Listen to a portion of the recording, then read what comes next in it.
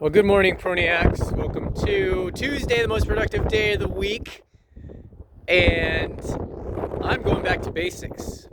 It is now the 1st of March, and I do not have any sales. But, if believe it or not, that was semi-intentional. I don't have any residual deals from last year other than one new build. And we're building a team currently of rockstar property managers.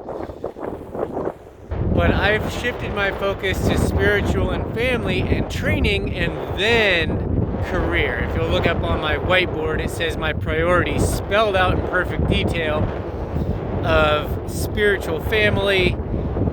Then it goes to my training and staying healthy, eating right, sticking to my plan for Ironman Texas, which is in 7 weeks, approximately 65 days or so. Really exciting times. Actually, it's less than 60.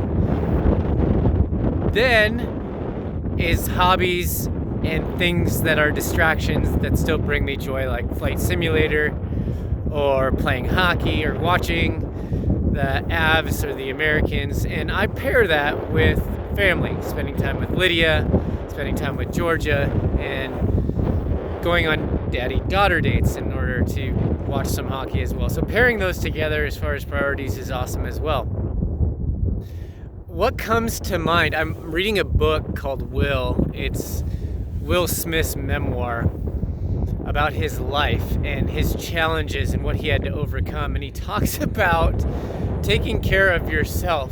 And my whole wrapping this together is your intention, your priorities for right now for your life should be focused on you, your spirituality, your connecting, and your family. How you're giving to yourself and your immediate family.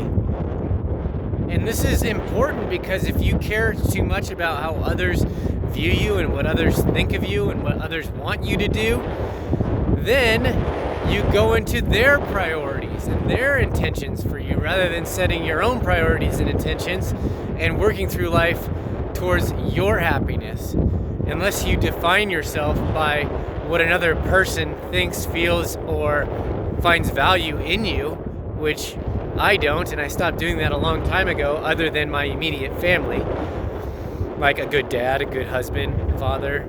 But I also love to be a good triathlete. I like to be a good hockey player, a good friend, right? I have a good and loyal friend. But in Will's book, he talks about how the universe is working towards you, working for you, but you have to work for yourself as well. Otherwise, if you don't work for yourself, then it's you and the universe against yourself, or you're working against the universe.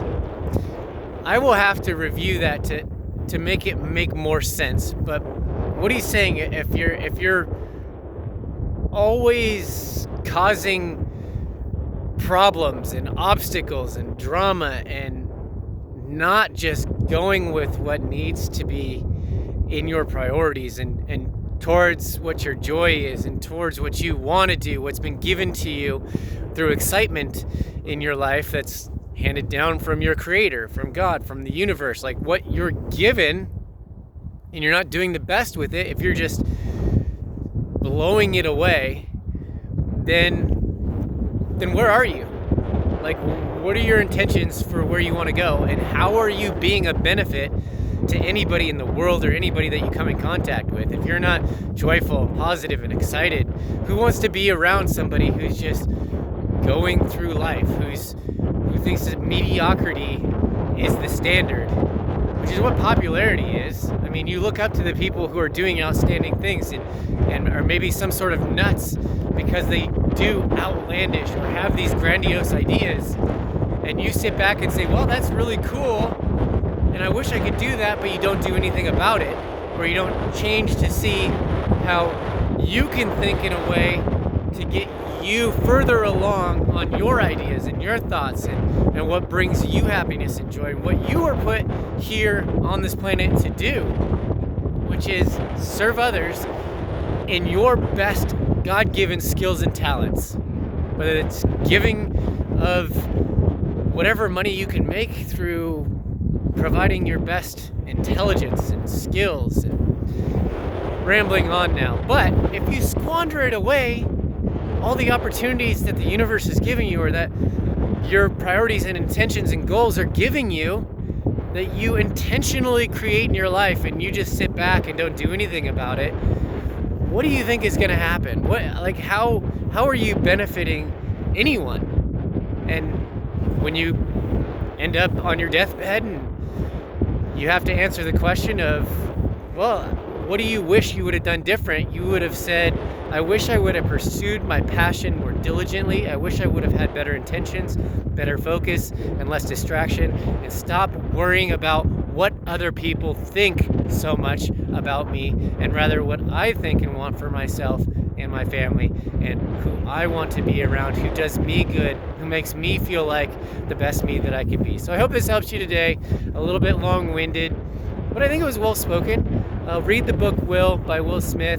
I'm in the most challenging times where he loses everything because he didn't pay his taxes while he was coming up to the top as Fresh Prince and Jazzy Jeff. So pretty exciting book. Anyways, thank you for joining me today.